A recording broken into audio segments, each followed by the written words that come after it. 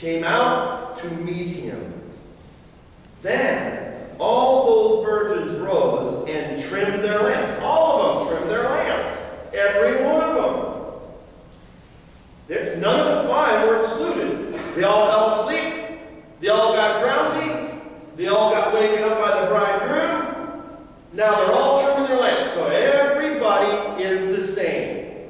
People in church, people not in church, people who don't believe in God, people with different faiths and religions and what have you. They all get drowsy. They all fall asleep. And they all trim their lamps at one point in time in their life. And when you trim your lamp, you're getting ready for the oil. Guess what the oil is? The oil is the understanding of Him. So, the 5 foolish virgins didn't take an understanding of Him with them. They only took ego with them. Because it's all about us. So ego went with them, the morons. But the prudent took the oil in the flasks, which was the understanding of Him. Can you understand the separation of true Christianity and those that are doing it, us, alone, ego? Look it up. Look up us. If it's in the New Testament, it's going to be Greek, and it's going to say ego. So your own ego is allowing you to do things. But Jesus calls you foolish. I don't. I'm not in red. I'm not even in black. I love this word because it's pointed at me. I have to do something about this. But I know that grace is all around me to catch me. If I don't understand this right away, if it takes time to sink into my thick head, if my heart's not right, if it's cracked, if it's hardened, and nothing of Christ's love can get in me, or maybe it's seeping into me a little bit at a time, and some of my bystanders are saying, well, it's seeping into your heart a little bit too slow. Well, I'm sorry, but you're not my judge. He is. So don't worry about what anybody else says. Don't even worry about what I say. Unless I'm quoting Scripture. Which is what I am today. So, the 5 foolish, moronish virgins who didn't take a flask full of understanding of Him are now trimming their lamps with the prudent. I love this. Verse 8. The foolish said to the prudent, "Give me." Okay? That's personal. My word, give us. Give our egos some of your oil. Give our egos some of your understanding of Him.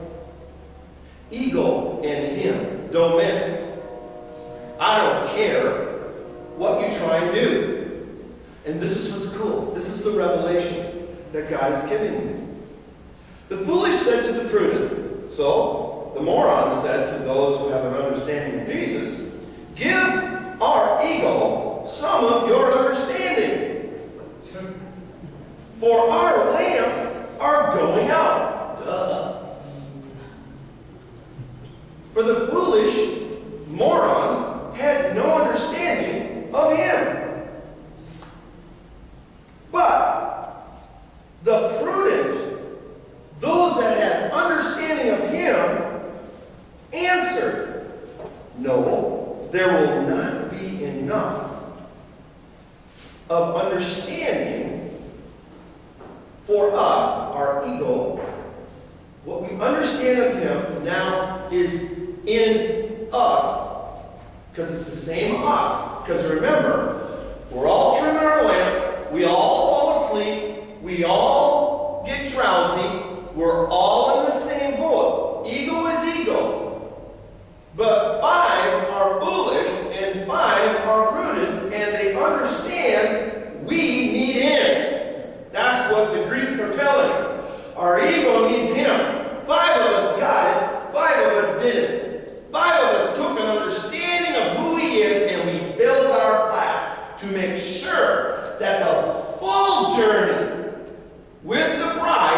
going to have light.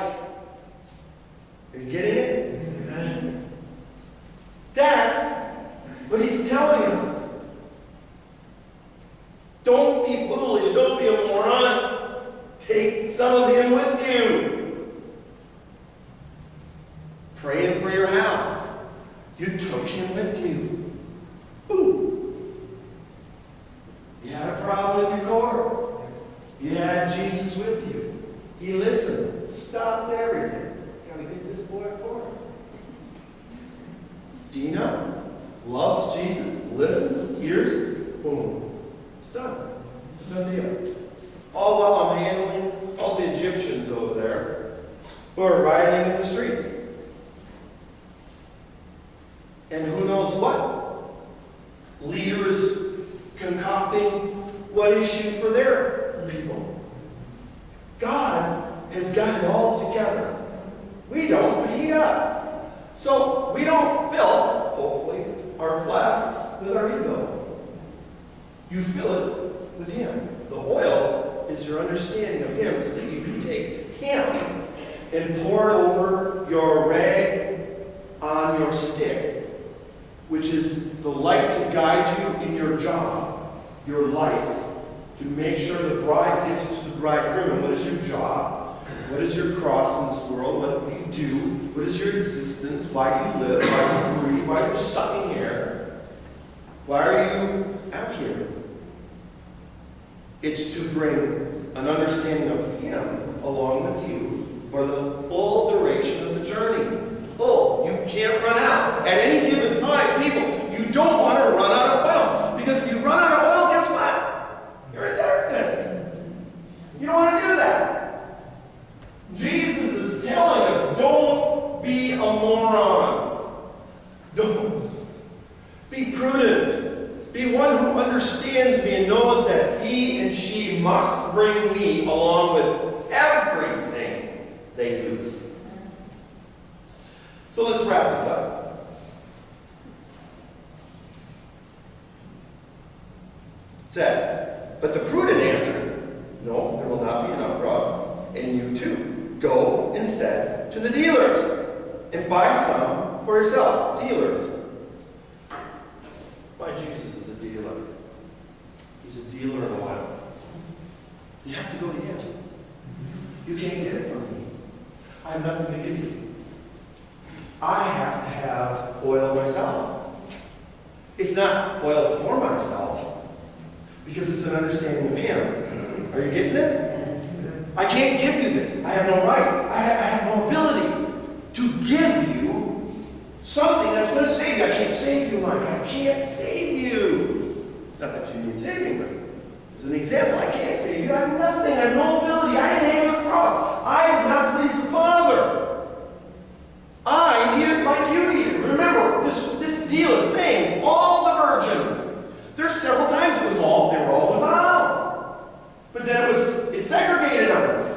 5 foolish morons, 5 prudent. Some said I need Jesus, some said I don't. They filled their flasks, understanding of him. I don't need it. So now they go, oh my goodness, he's coming. We need it. Come, give me some of your oil. I can't. I have absolutely no ability. It has nothing to do with sharing. I can't share my salvation. I can share hope in him. You see, that's what they did. They shared hope in him. They said, go to the dealer. Go to the dealer. Him who deals in the oil. Go to him. That's what they're saying. Go to him. I can go with you. I can help you, but I can't force you to drink. I have no water to give you. See, I have to drink that water. You don't want water. You don't want water that was in you, okay? You don't. But you wanted that water. That's what they're saying here. If you read this and you don't have a full understanding, it's like, man, those 5 prudent virgins, they were selfish. Why didn't they just give them their oil? You can't give salvation. You have not saved anyone. You yourself need saved. That's what they were saying. Hey, can't give it to you. We need it ourselves. Our understanding of him has got to keep our torches, so we can't give that to you. You've got to go to the dealer. Who deals in that? Jesus Christ is the only one who deals in that. And while they were going away to make the purchase, purchased, the bridegroom came, and those who were ready went in with him into the wedding feast, and the door was shut. Later, the other virgins also came, saying, Lord, Lord, open this door for us. This is where Jesus Christ's judgment is righteous and true. I'm sorry. People, there are going to be people that are too late. Some people don't like it here because we have an option or a time where they can accept Jesus and they reflect, and I present the gospel so that you do something about it. But some won't. Understand this. If the bridegroom decides to come back now, some are going to be too late. You see, there's a difference between a person in a split second saying, Jesus, I need you. Here they said they were going. They had not made a decision. They were going. They didn't receive that oil. That oil, because of mercy and grace, can be received in an instant. This is metaphoric. This is not time elemented, where it takes you a time to go to the store. That's not what this is talking about. In an instant, because of God's mercy and grace, you can change your life immediately by accepting Him, and that oil is now in your flask so that you can pour it upon the rag of life so that you have life in an instant, which is faster than what we can think. Again, you need to go. Later, the other virgins also came. Later. But he answered, truly, I say to you, I do not know you. When I looked up, no, it's the same no as Isaiah. But Isaiah was in Hebrew. This is in Greek. So the words are different. But when you look up what the Greek and the Hebrew words are, it's this. This is where they are identical. It says, I did not pay attention to you. Now listen to this again. This is how come you know you're on the right path. Jesus said, I don't know you, because I did not pay attention to you. This is what Jesus said. In Greek, I did not pay attention to you. You paid attention to you for a stinking cord. That's right. Because our God knew his whole life is on that laptop. To me, that's amazing. Simply amazing. There is nothing trial, there is nothing that will come at us that our God is not paying attention to us if we have his oil. I'm not saying this, he's saying this. Sun and rain fall on the good and the bad. That's what it says in Ecclesiastes. You're going to go to Ecclesiastes and look it up. First 3 chapters. We all have an opportunity. The 10 virgins, all. They all had the ability. They all had torches. They all had the rags. They all trimmed. They all got drowsy, and they all fell asleep. So life is telling us that we all are experiencing the same things.